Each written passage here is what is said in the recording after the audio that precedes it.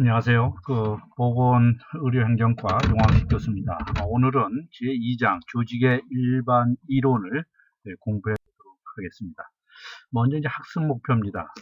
첫 번째로 조직이 인간의 삶 전반에 밀접한 관계가 있었다는 것을 우리가 이해를 해야 되고, 다음에 조직 구조의 기본 속성인 복잡성, 공식화, 직권화, 분권화의 개념에 대해서 이해할 수 있어야 됩니다.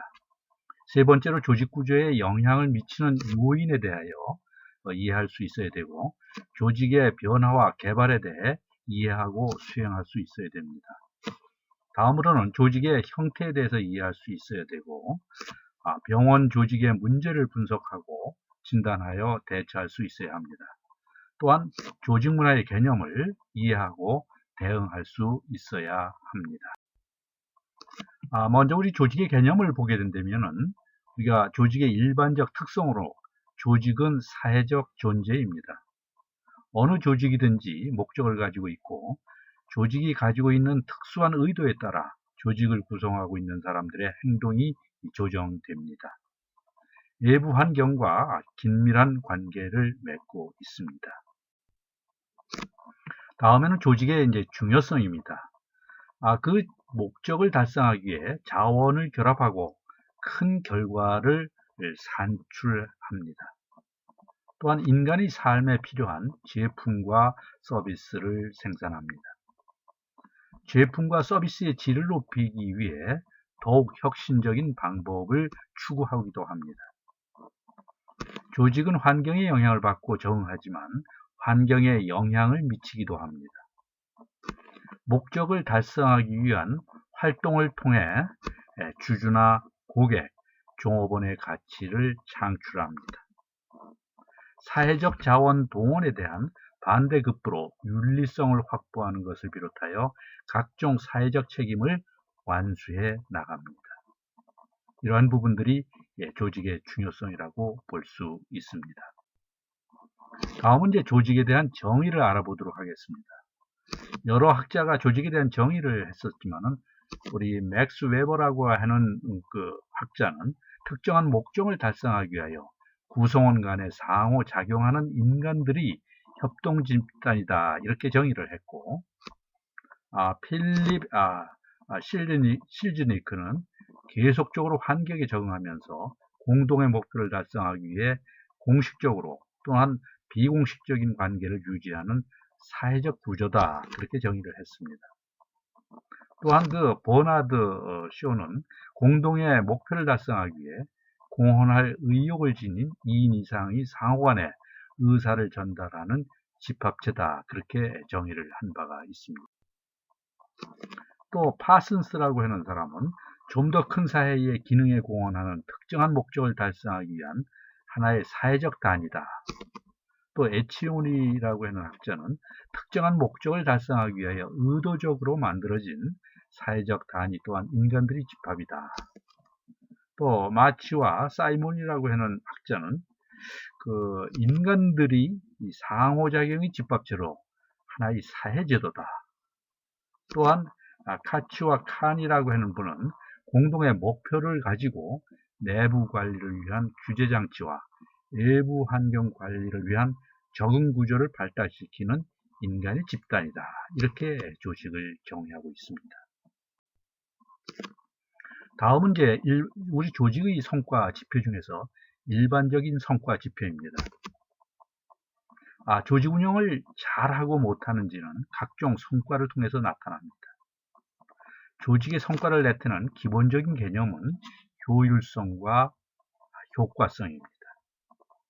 또 효과성이라고 하는 것은 목표를 어느 정도 달성이 됐느냐라고 하는 것을 의미하며, 효율성이라고 하는 것은 투입물 대비 산출물의 비율을 나타냅니다. 대부분의 경우 효율성이 높으면 효과성도 높지만 때로는 서로 그 간에는 관계가 없는 경우도 있습니다.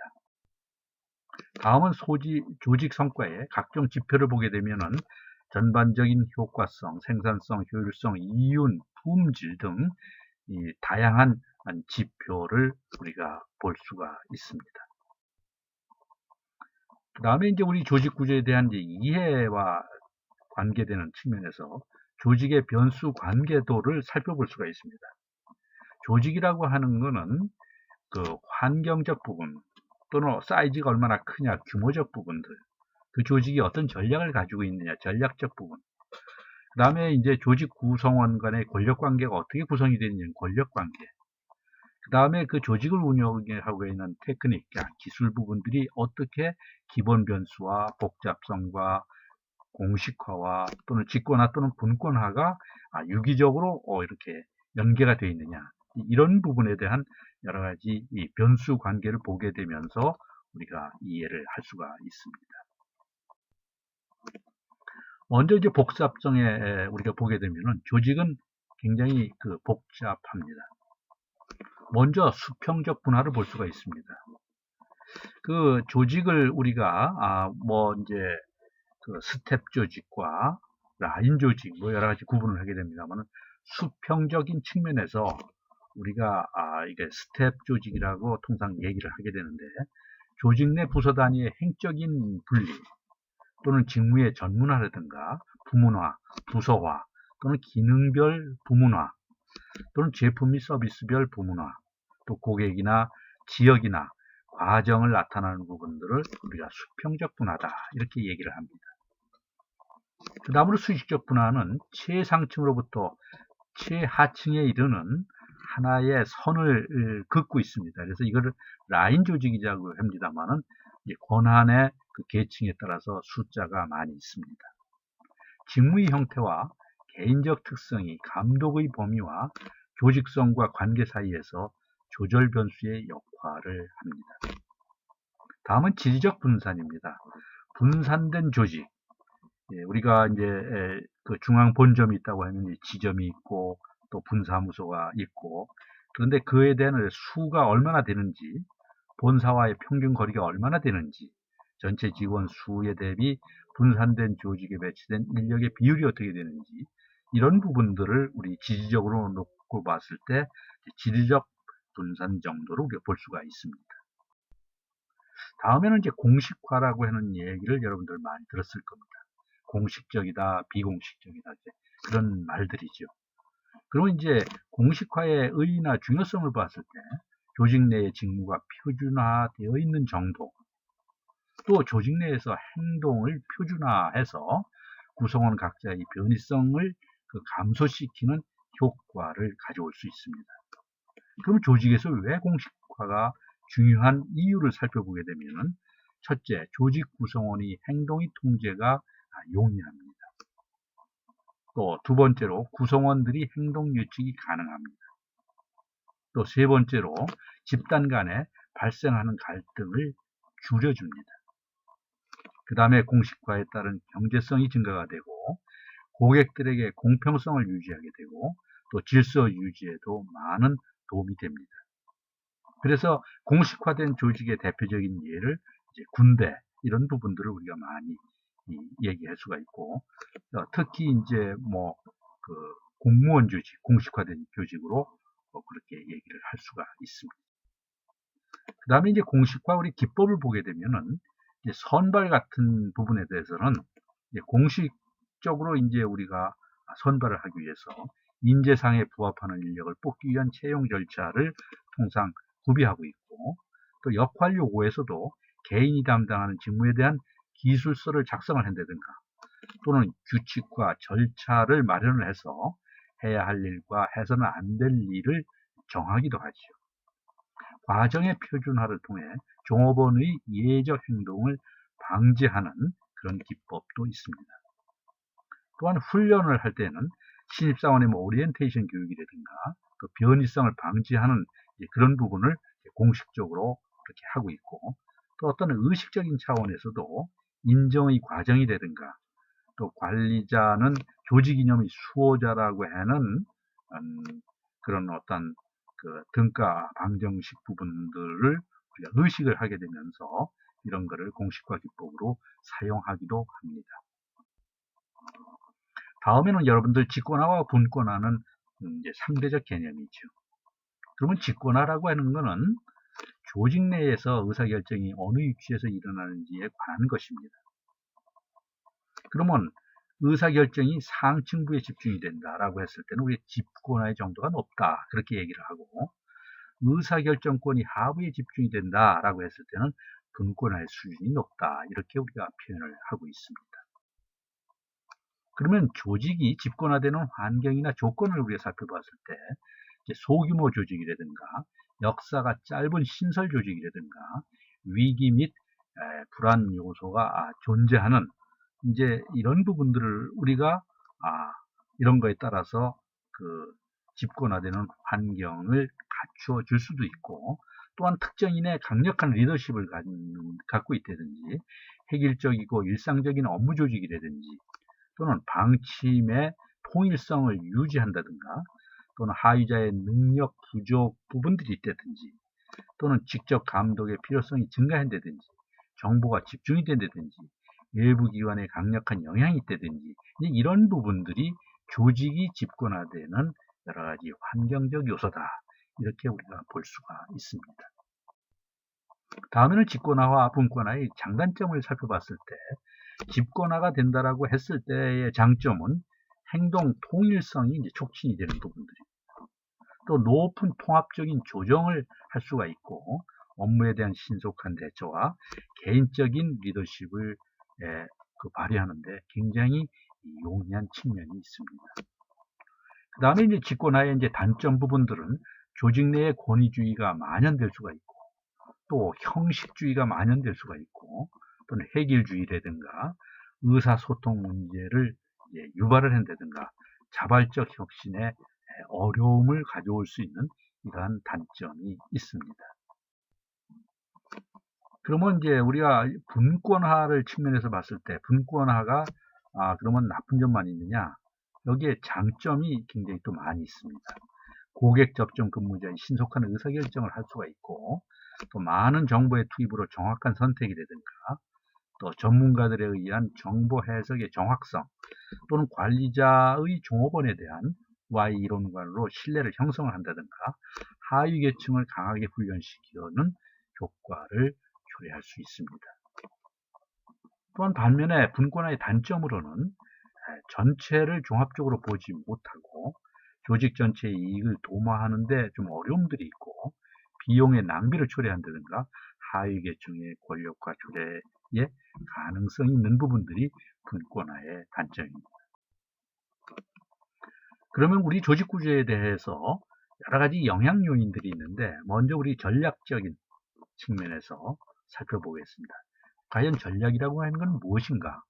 조직의 장기 또는 단기적인 목표를 설정하고 그것을 달성하기 위하여 자원을 배분하고 행동의 방향을 선택하는 것을 전략이다. 우리가 스트래티지라고 통상 얘기를 합니다. 그럼 전략의 유형에 따른 그 조직 구조를 봤을 때 어떤 조직은 방어 전략형 조직인 경우가 있습니다.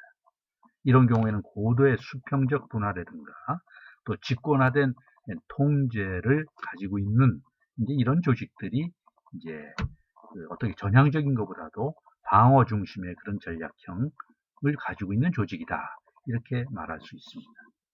그 다음에 탐사 전략형 조직이라고 하는 부분은 유연한 조직 구조를 유지를 하고 낮은 공식화 수준을 갖고 있는 게 특징입니다. 그 다음에 분석 전략형 조직이라고 하는 것은 통상 이중적 조직 구조를 통해서 표준화라든가 일상화라든가 또 기계화와 유연성을 같이 융합하는 이러한 조직 체계를 분석 전략형 조직이다 이렇게 얘기를 할 수 있습니다. 그 다음에 이제 경영자의 전략적인 안목적인 측면에서 여러 가지 볼 수가 있습니다. 그러면 전략적 안목과 비전략적 안목으로 이제 구분을 해보고, 그러면 전략적인 부분에 대해서는 이제 그 장기적으로 본다 또는 이제 공식 문서화 중심으로 한다, 널리 이렇게 알린다라고 하는 그런 이제 전략적 안목에서 이제 볼 수가 있고, 비전략적 안목에서는 공식적으로 문서화되지 않은 부분들, 비공식적인 부분들이 비전략적 안목으로 우리가 볼 수가 있습니다. 그거에 따라 가지고 이제 경쟁 우위적인 측면에서도 전략적 안목은 전략적인 경쟁을 하게 되고 업계의 지도자를 강조하게 됩니다. 또 비전략적 항목에서는 나를 따르라는 식으로 하기 때문에 이 부분이 어떻게 보면 그 조직을 이끄는데 좀 악영향을 끼칠 수도 있습니다.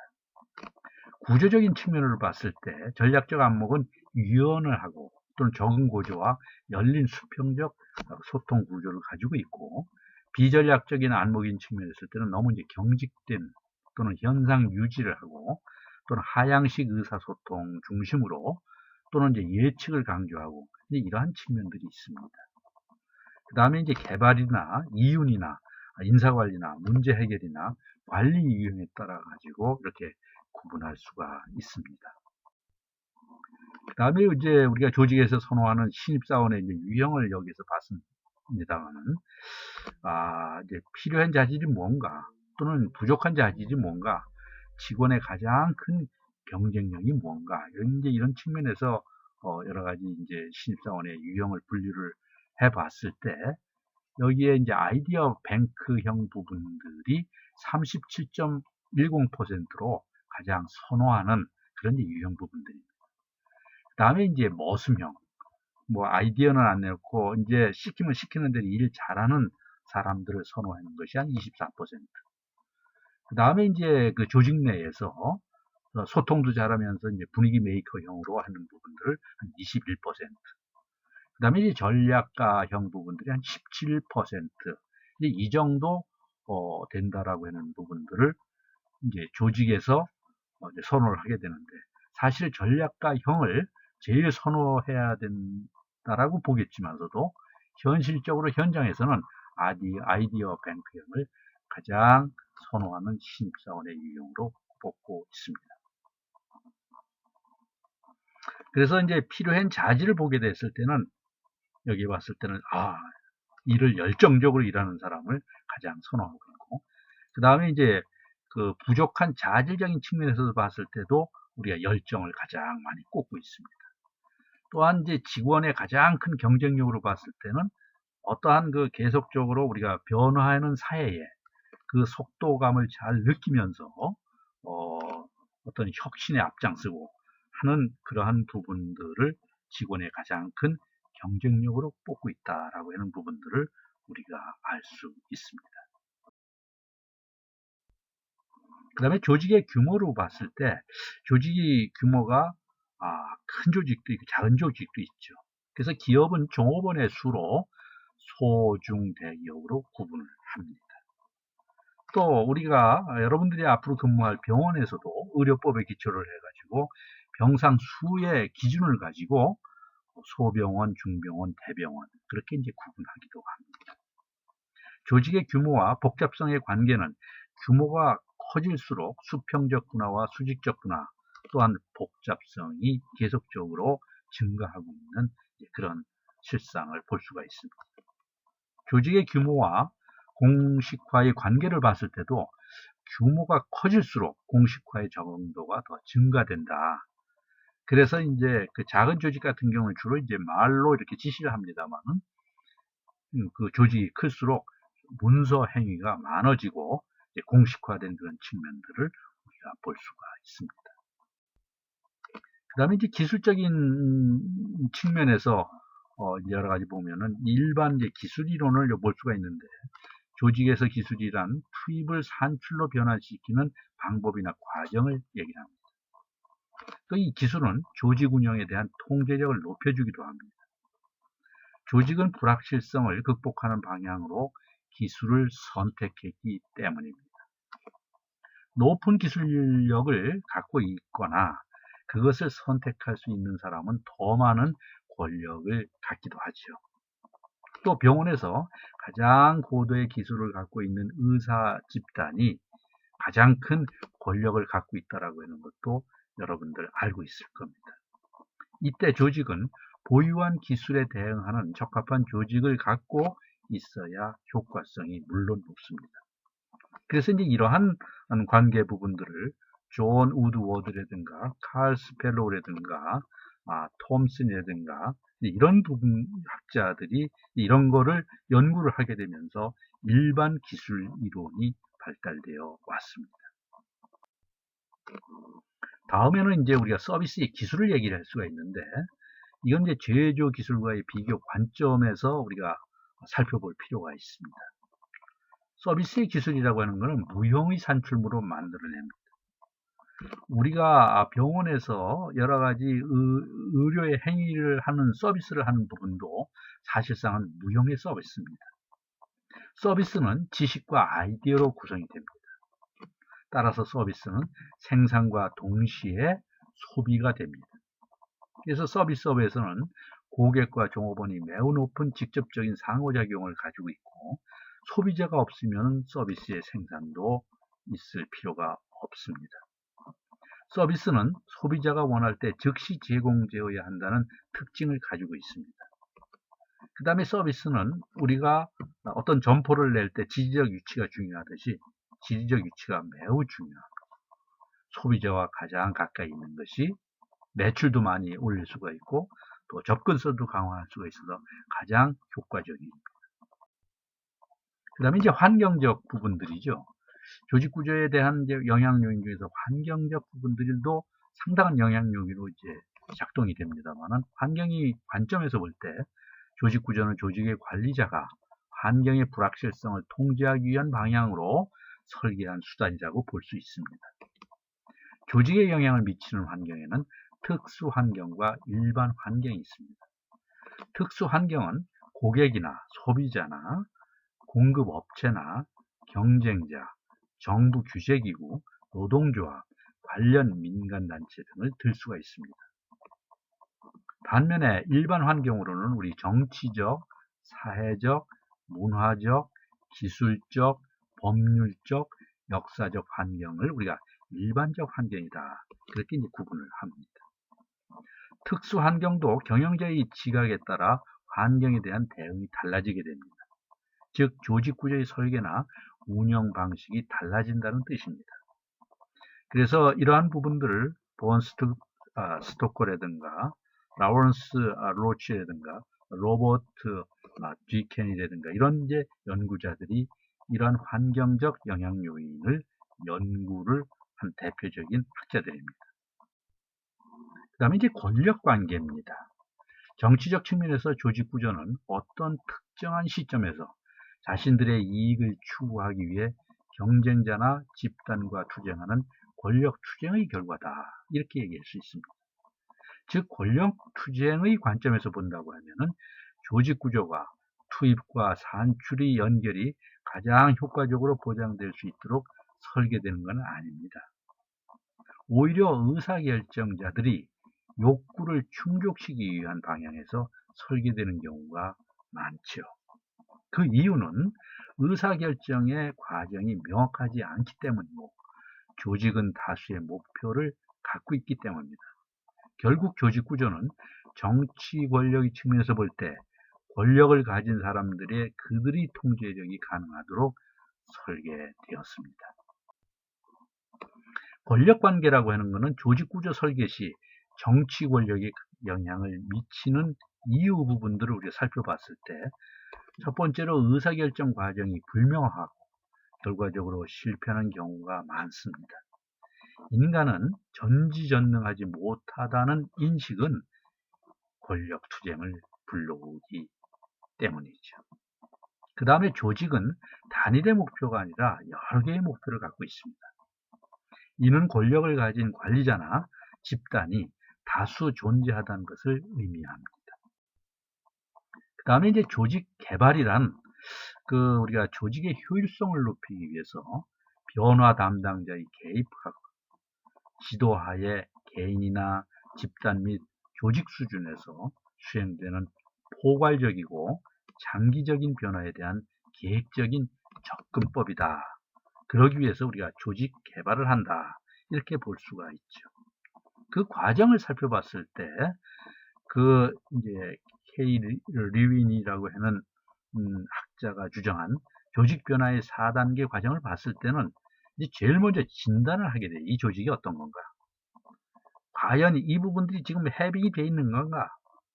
또 해빙이 돼 있다라고 하게 된다면은 그냥 방치하면 안 되니까 어떤 변화를 줘야 되겠다. 변화 부분들을 거쳐가지고 그 다음에 다시 이런 부분들이 결집이 돼서 어떠한 목표를 달성하기 위한 이러한 환경적 측면에서 조직 개발이 된다라고 하는 부분을 주장을 한 바가 있습니다. 그 다음에 이제 조직 변화에 대한 했을 때 모든 사람들은 변화에 대해서 그렇게 썩 좋아하지를 않습니다. 조직 변화에 대해서는 늘 저항이 따르게 마련이고 이 저항의 이유와 우리가 극복 방안을 살펴보게 되면 저항의 이유는 불확실성에 대한 공포입니다. 앞으로 우리 조직이 어떻게 변화가 될까? 나는 거기에 대해서 이익이 올까? 내가 손해를 볼까? 그 다음에 내가 가지고 있는 기득권이 혹시 이게 상실되는 건 아닐까? 보유 노하우나 기술에 또 이게 소멸이 되고 새로운 것을 창출을 했을 때 내가 손해보는 건 아닌가? 내가 안정의 요구 이런 부분들이 혹시 저해를 당하지 않을까? 각기상이한 지각과 목표, 자원의 한계, 시기성 이런 부분에 따라 가지고 저항을 하는 이유가 됩니다. 그래서 이러한 부분들을 우리가 개혁을 할 때는 개혁을 해야 되기 때문에 이거를 극복하기 위해서는 변화의 필요성에 대한 논리를 잘 설득을 하고 긍정적 결과에 대한 믿음을 강조를 하고 저항 당사자의 의사결정 과정에 참여를 하고 또는 상부의 확고한 입장과 지원을 해주고 현상과 잘 타협을 해서 이러한 극복 방안을 마련하는 것이 무엇보다도 중요하다고 봅니다. 그러면 이제 다시 조직 변화와 관련되는 저항 세 가지를 보게 되면은 저항의 강도를 볼 수 있습니다. 얼마나 저항이 센가. 변화에 대한 저항의 형태를 이제 인식하는 계기가 되고 저항의 원천은 과연 어딘가?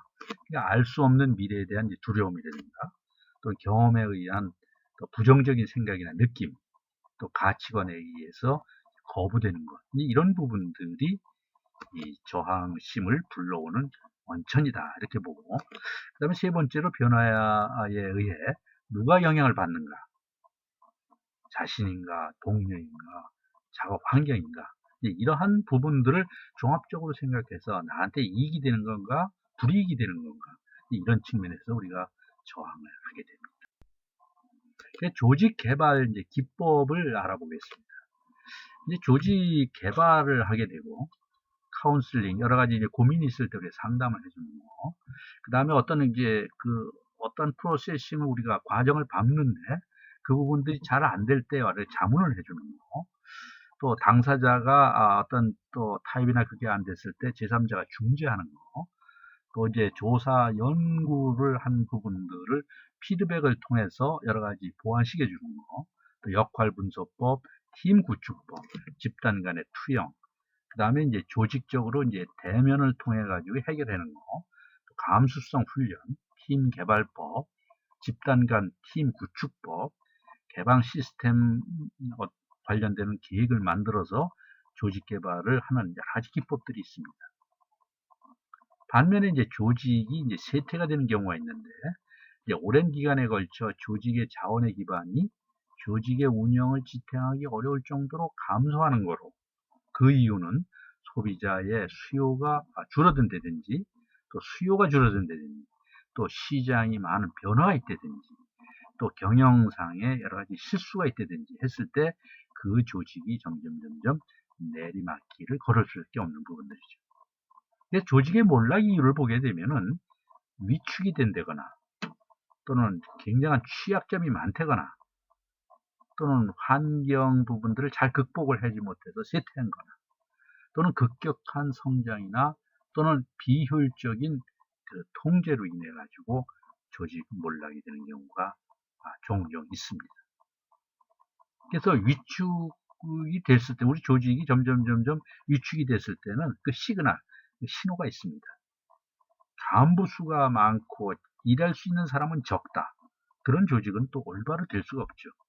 그랬을 때 이 조직은 앞으로 위축이 될 수밖에 없다라고 하는 사전 시그널을 보내는 거죠. 또 효과적인 의사통제와 의사소통과 협조가 잘 안 된다. 맨날 부서 간에 협조를 하는 게 아니라 서로 싸우기는 하고 그러다 보니까 의사결정이 늦어져서 조직에 큰 악영향을 끼치는 부분들이죠.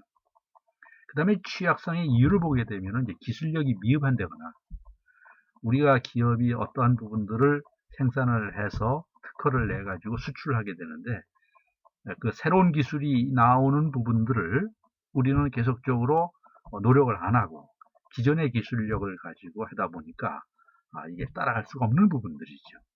또 환경에 맞는 전략을 수립하지 못한다거나 또 이제 환경의 쇠퇴하고 관련돼서 조직을 지탱해 줄 만한 자원의 확보가 어려운 경우 이제 이러한 부분들을 데프트의 그 조직 쇠퇴 이제 5단계로 이제 그 정리한 부분들이 있는데 처음에는 이제 너무 무지의 단계, 너무 몰라가지고 환경 돌아가는 걸 모르고 또 그런 부분에 대해 가지고 무대응 단계, 대응도 안 하고 또 행동을 액션을 취해 가지고 회사에 이익이 되는 또 비전도 세우고 여러 가지 그 미션도 잘 만들어 가지고 시장에서 선점을 할 수 있는 그런 역할을 해야 되는데 이러한 부분이 항상 퍼펙트하지 못한 이런 행동 단계라든가 또는 위기 단계를 잘 극복을 못한다거나 그랬을 때 어떻게 돼? 이 부분이 붕괴 단계로 이어지게 됩니다. 조직의 형태는 우리가 이제 첫 번째로 기능식 조직을 우리가 볼 수가 있는데 이거는 이제 공통 기능을 중심으로 해서 활동이 부서화되어 있는 조직 구조입니다. 그래서 통상 병원들을 보면은 진료부서, 진료지원부서, 행정부서 이렇게 나눠져 있는 부분들이 기능적으로 나눠져 있다 해서 기능적 조직이다 그렇게 얘기를 합니다. 근데 이거에 대해서 이제 강점은 이제 규모의 경제 효과 또는 이제 기능별 목표를 달성하는 데 용이합니다. 또 소수의 제품 생산 조직에서도 유리한 측면들이 있습니다. 그런데 강점이 있는 반면에 약점도 있습니다. 환경 변화에 대한 대응이 좀 느리고 의사결정이 최고 경영층에 이제 집중이 돼 있어서 부서 간의 갈등 조정이 어려운 그러한 부분들이 기능식 조직이다 이렇게 얘기할 수 있습니다. 그 다음에 사업부제 조직이 있는데 일정한 기준에 의한 사업부 단위로 나누어서 사업부장이 모든 권한을 갖고 독립된 회사처럼 움직이는 것 이런 부분들을 우리가 사업부제 조직이다 그렇게 있습니다. 그 다음에 이제 조직의 형태로 매트릭스 조직이라고 하는 부분들이 있는데 이거는 아까 전자에 설명한 기능식 구조와 사업부제 구조를 결합한 형태를 말합니다. 이 부분들은 굉장히 수평적 연결이 강합니다. 그래서 필요한 조정을 통해 이중적인 고객의 요구에 대응하거나 또 인력을 유연하게 공유 및 활용 가능하고 복잡한 의사결정을 원활히 할 수 있는 이러한 장점이 있습니다.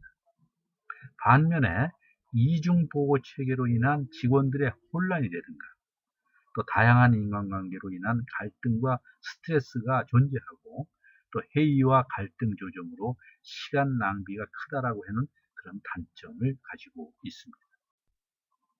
다음에 이제 프로젝트 조직이라고 있는데 어떠한 우리가 프로젝트를 수행을 할 때에 기능적 조직 구조를 바탕으로 특정 업무의 각 부서의 관련 기술자를 선발을 해가지고 그 이제 어떻게 보면 TF팀을 만드는 거죠. 태스크포스를 만들어서 어떤 기간을 두고 중점적으로 운영하는 조직을 프로젝트 조직이다 그렇게 얘기를 하고 있습니다. 다음에는 이제 관료제 조직인데요. 관료제 조직은 독일의 사회학자 그 막스 웨버가 주장을 했는데 이는 그 자본주의 초기에 자본주의 사회를 견인할 수 있는 완벽하게 합리적이고 사무 및 작업 능률을 극대화할 수 있는 조직을 만들고자 추구했는데 이것이 오늘날 전 세계에 널리 퍼져 있는 관료제 조직 구조의 모형이 된 겁니다. 이 관료제 조직의 대표적인 조직으로는 우리가 공무원 조직을 들 수가 있습니다. 그 다음에 이제 우리가 그러면 관료제 우리가 모형을 봤을 때 이제 분업이라든가 명확한 권한의 계층이라든가 너무 지나치게 이제 공식화가 되어 있다든가 또 이제 비개인적인 특성이라든가 또는 업적 혹은 자질에 근거한 선발과 승진 또는 이제 종업원의 경력에 대한 그 통로 승진을 하려고 하게 된다면 경력을 얼마나 갖고 있느냐 이제 이런 부분을 너무 지나치게 중시하고 구성원의 조직 생활에 명확한 구분이 되는 이러한 부분들이 관료제의 모형이라고 볼 수가 있습니다. 근데 관료제 조직은 어떤 특징이 있느냐? 목표는 분명하게 외부로 이렇게 드러내고 있습니다. 우리나라 경제 성장률을 뭐 2%로 한다든지 3%로 한다든지 그 목표 부분들은 분명하게 외부로 드러나고 있고, 그 직위는 우리가 뭐 장관 밑에 차관, 차관 밑에 뭐 실장, 실장 밑에 국장 이런 식으로 피라미드 모형의 계층으로 배열되고, 권한은 상층부로 갈수록 커지죠. 국장보다는 실장이 더 크고, 실장보다는 차관이 더 크고, 차관보다는 장관이 더 많은 권한을 올라갈수록 가지고 있는 거죠.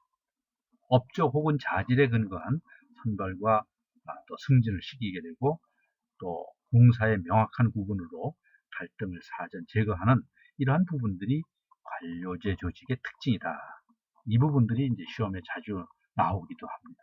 꼭 기억을 해 주시기를 바랍니다.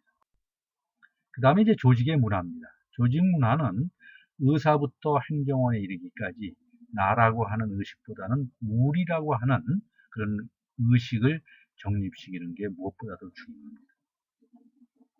우리가 조직 문화, 오가니제이셔널 컬처라고 얘기를 합니다만, 조직 구성원이 공유하고 있고, 새로 입사하는 신규 직원에게는 올바른 것으로 전수되는 가치관이나 신념이나 규범을 조직 문화다, 그렇게 얘기를 하고 있습니다.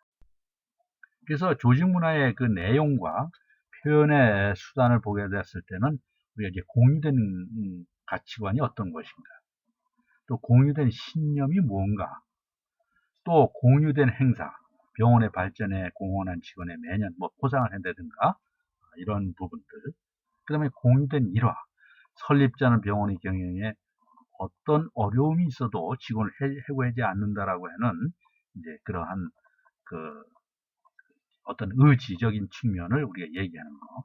그 다음에 공유된 이제 상징과 스러운 차원에서 고객과의 친밀한 관계 유지를 위해서 인간적인 가결을 놓으라.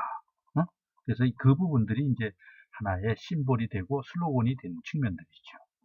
그래서 이제 이러한 부분들을 우리가 표현을 하게 되고, 그래서 이제 그 부분을 비전과 미션을 정하고 이걸 뭐 선포식도 하고 이런 부분들을 우리가 볼 수가 있습니다. 그 다음에 조직 문화의 형성과 기능으로 봤을 때 조직 문화가 어떻게 형성이 되는가? 그러면 이제 비전이라든가 철학이라든가 또 우리 회사의 사업 전략을 어떻게 갖고 있는지, 이러한 부분들이 또 이제 창업자라든가 창업 기의 어떤 리더들이라든가 이런 부분에 영향을 많이 받게 되어 있습니다. 그게 전통적으로 쭉 내려오게 되어 있습니다.